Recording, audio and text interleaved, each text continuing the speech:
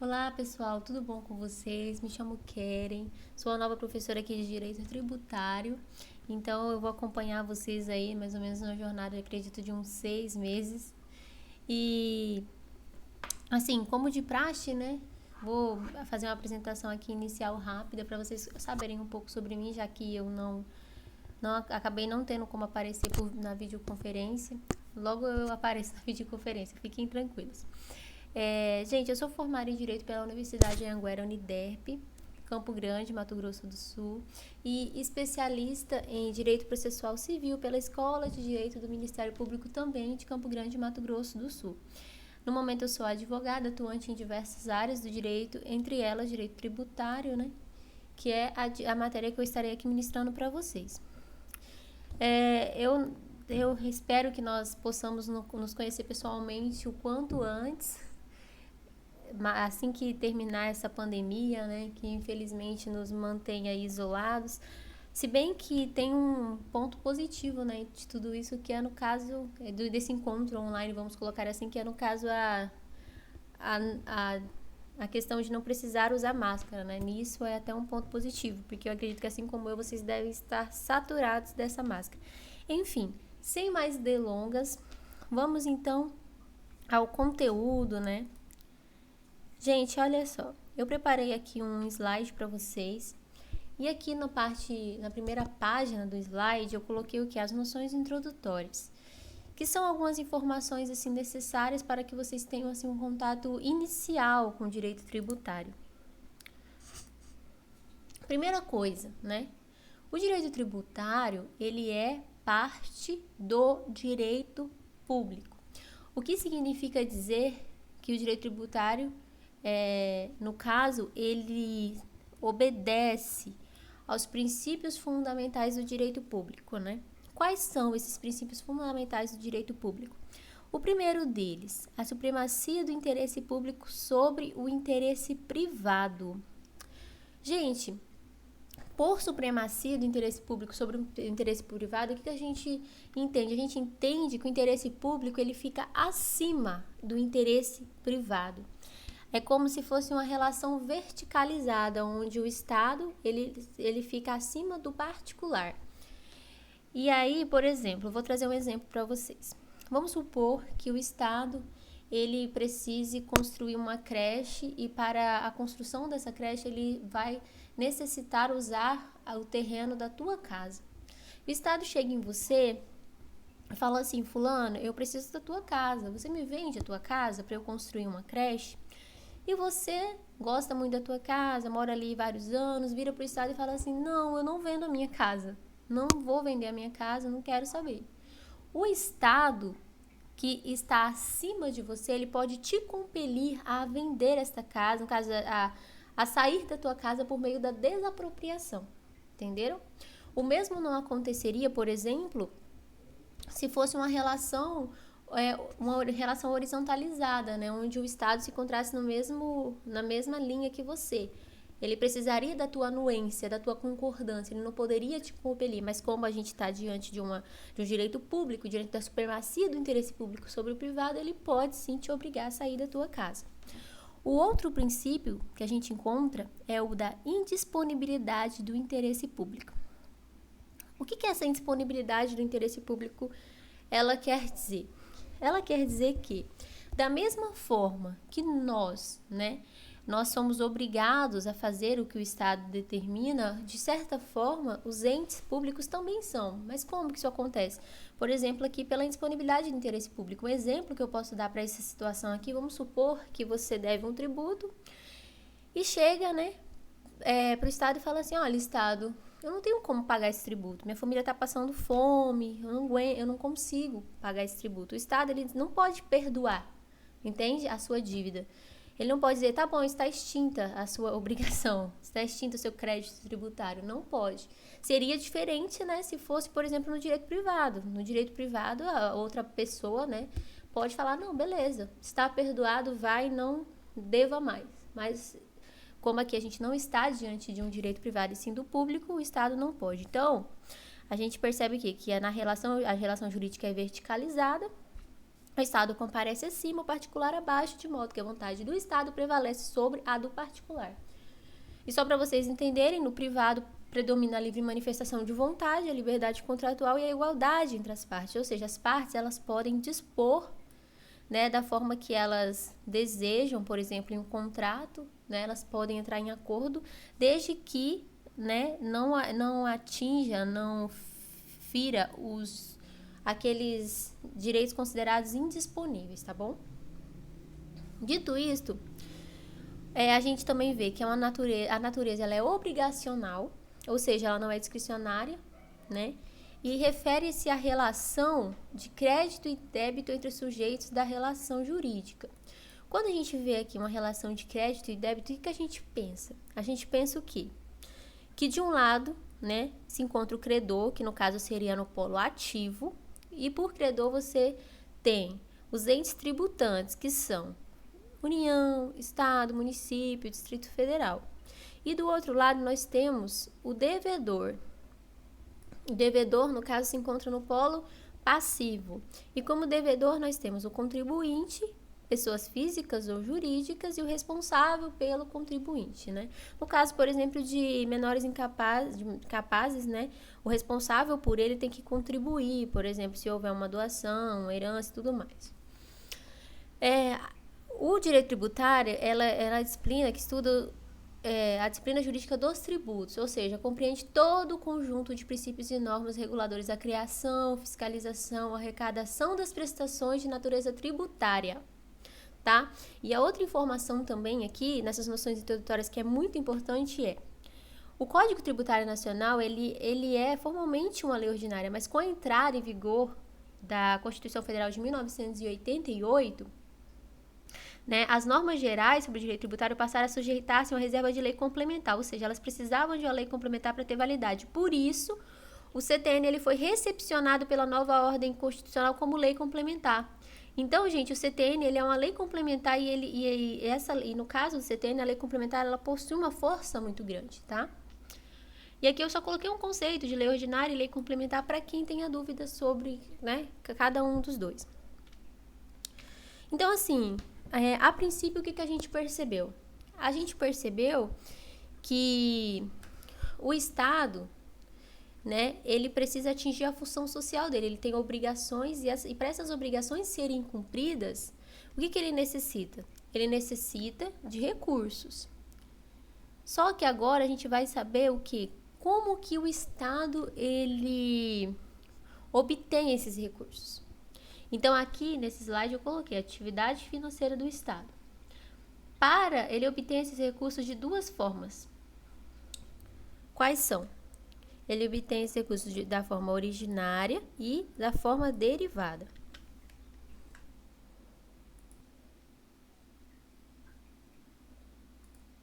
O que acontece, gente? Na primeira receita pública, no caso, nessa receita aqui originária, né, que se originam do patrimônio do Estado, o Estado, ele se porta de maneira semelhante a um particular e assim ele explora o seu próprio patrimônio. Vamos dar como exemplo, o Estado possui um bem, né, e ele resolve locar este bem.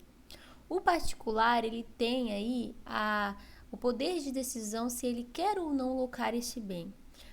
Aí o que acontece? Ele só vai contribuir para esse Estado se ele locar o bem, é uma decisão dele, discricionária. Ele não é compelido a fazer isso, entende? Mas, né, agora vamos supor aqui na receita derivada é diferente. Ela se origina do patrimônio particular e aqui o Estado ele edita uma lei onde ele vai compelir o particular a contribuir. Ele vai aqui utilizar do poder de império dele, entende? Então, por exemplo, se você se você começa a receber acima de um montante X ali de salário, você não tem o poder de decisão se você vai ou não recolher o imposto de renda. Você é compelido a fazer isso. Ou seja, aqui o Estado está utilizando o seu poder de império para te fazer recolher esse tributo, né? Então, assim, eu trouxe aqui uma observação muito importante, que é o quê? A exploração da atividade econômica por parte do Estado, ela se tornou excepcional, no caso, essa receita pública aqui originária. Então, assim, essas receitas originárias, elas perderam a importância. E a arrecadação estatal se concentrou principalmente nas atividades derivadas. E isso a gente encontra a previsão lá no artigo 173 da Constituição, que assim dispõe: ressalvados os casos previstos nessa Constituição, a exploração direta de atividade econômica pelo Estado só será permitida quando necessária aos imperativos da segurança nacional ou a relevante interesse público, conforme definidos em lei, ou seja, se tornou permitida apenas em situações excepcionais, tá? Pessoal, antes de adentrarmos, né, no próximo slide, eu quero fazer uma observação importante. Embora muitas pessoas pensem que o objetivo dos tributos é apenas carregar fundos para os cofres públicos, ele também possui o objetivo de organizar, de intervir no domínio econômico de forma a propiciar, né, o bem comum. É como se fosse uma mão poderosa, né, que fizesse isso, que cuidasse do bem comum, entende? Então, continuando aqui, vamos para o próximo slide. O próximo slide agora nós temos a definição do que é um tributo, né? Afinal, direito tributário não pode faltar a definição do que é o tributo. Inicialmente, gente, eu preciso frisar para vocês que tributo, ele se difere de imposto. Por quê? Porque tributo é gênero e imposto é espécie. Dessa forma, o imposto é uma espécie, apenas uma das espécies de tributo. Tributo, ele também se difere de multa. Isso daqui é muito importante. Por quê? Ambas são receitas derivadas, né? Só que a multa, né, ela é, por definição, justamente o que tributo não pode ser. Que é, no caso, a multa, ela é uma sanção. Ela é uma penalidade por um ato ilícito. E o tributo não. O tributo, na verdade, ele não possui finalidade sancionatória. Ele visa arrecadar e intervir nas situações econômicas e sociais para atingir o bem comum. Mas ele não tem o objetivo de punir ou de repelir algum ato ilícito, tá? Então, enquanto a multa tributária não, ela é uma sanção por um ato ilícito e o ideal dela, na verdade, é que não arrecade, pois ela visa coibir um ato ilícito. Dito isto, né, apenas uma introdução breve, vamos então para o conceito mais completo que se encontra previsto no artigo 3º do Código do Tributário Nacional, que assim dispõe: tributo é toda prestação pecuniária compulsória em moeda ou cujo valor nela se possa exprimir que não constitua sanção de ato ilícito instituída em lei e cobrada mediante atividade administrativa plenamente vinculada. E aqui, ó, eu separei as partes mais importantes para a gente explicar cada uma de forma individual. Vamos para a primeira parte, né? Prestação pecuniária.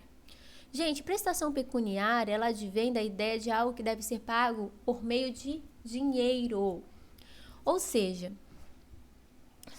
logo, né, como ela deve ser paga apenas por meio de dinheiro, eu não posso pagar de forma diversa, por exemplo, em labore. O que seria em labore? Em serviço. Eu não posso falar assim: olha, Estado, eu vou pagar aqui o meu tributo, né, trabalhando para você. Não dá.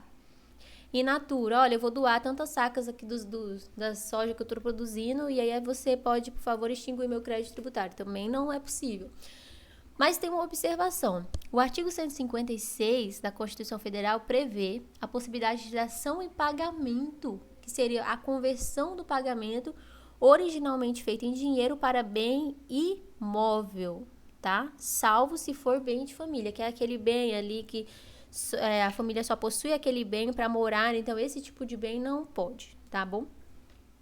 Compulsória. Compulsória, gente, é o mesmo que obrigatória, tá? Ou seja, a pessoa não tem a possibilidade de se eximir do pagamento. Não tem a possibilidade de optar por não pagar. Se eu tenho um carro, eu vou pagar IPVA. Se eu tenho uma casa, eu vou pagar IPTU. Entende? E assim sucessivamente.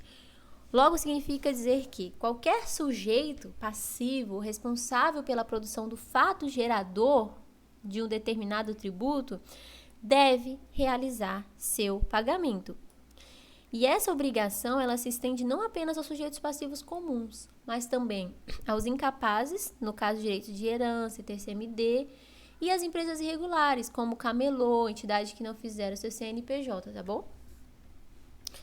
Agora, quando a gente fala de em moeda cujo valor nela se possa exprimir, a gente está falando, né, querendo ou não, do que eu acabei de abordar, que o pagamento deve ser feito em dinheiro, moeda corrente ou outras formas que a lei aceite, que no caso, uma delas é a dação em pagamento de bem imóvel.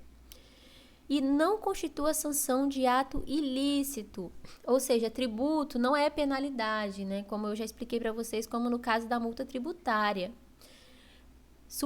E a sua existência decorre de um fato gerador que não é um ato ilícito.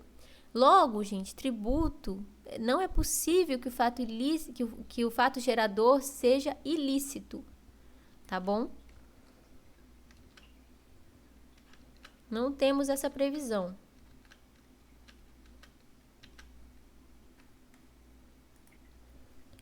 Só que aqui, gente, tem um detalhe, tá? Bem importante. Apesar de o fato gerador, né, não poder ser ilícito, a atividade sendo ilícita se recolhe sim tributo. Como assim? Simples. Temos um princípio chamado pecunia non olet, que é dinheiro não cheira. Eu vou dar um exemplo para vocês entenderem melhor.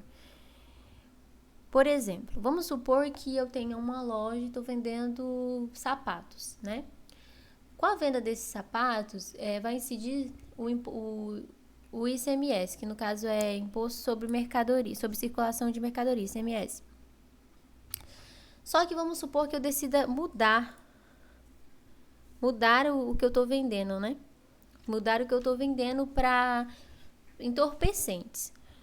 A venda desse entorpecente não pode gerar ICMS também, apesar de ser uma mercadoria, dessa mercadoria estar circulando. Por quê? Porque o fato gerador, nesse caso, seria ilícito. Mas a renda proveniente da venda dessa mercadoria pode sim, né, ser cobrado IR. Entende? Por quê? Porque o dinheiro não cheira. E da mesma forma, se eu adquirir carro com a venda desse entorpecente, pode ser cobrado IPVA. Se eu adquirir casa, pode ser cobrado IPTU e assim sucessivamente, tá? E é interessante que esse princípio aqui, non-olet, ele veio de uma história tanto quanto inusitada, né?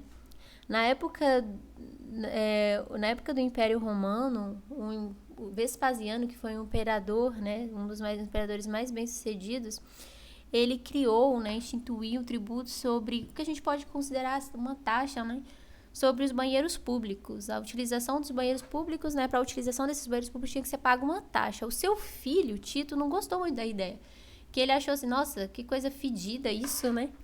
Aí Vespasiano, sabendo, né, que o filho dele não gostou, pegou esse dinheiro oriundo dessa arrecadação aí desse banheiro público, trouxe pro filho dele e falou assim, olet, que é cheira? E aí o filho dele respondeu, non olet, ou seja, não cheira.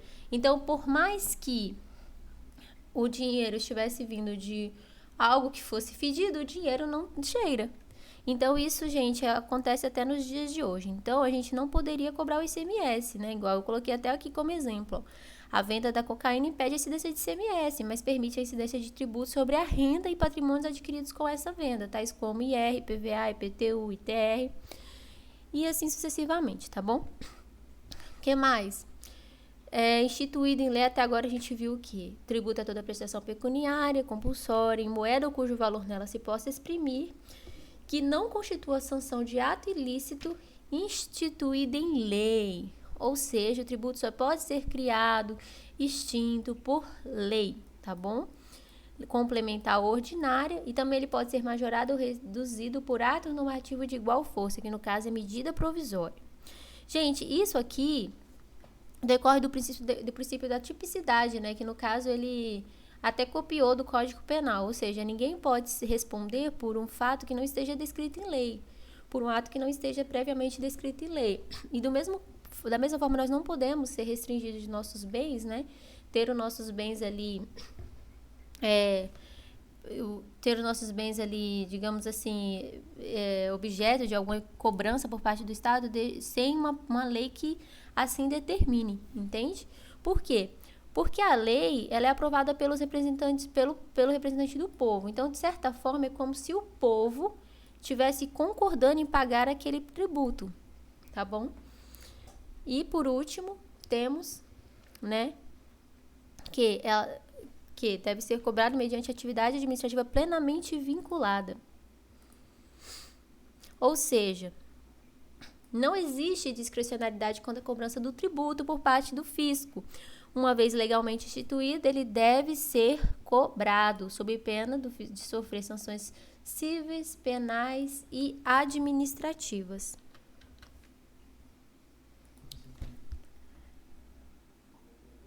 Então é isso, pessoal. Como essa é a primeira aula, eu vou dar uma colher de chá para vocês, tá? Essa foi a análise do artigo 3º do Código Tributário Nacional, a análise mais detalhada, tá?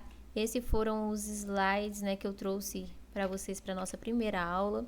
E assim, eu vou fazer algumas observações antes de encerrar, né, essa aula.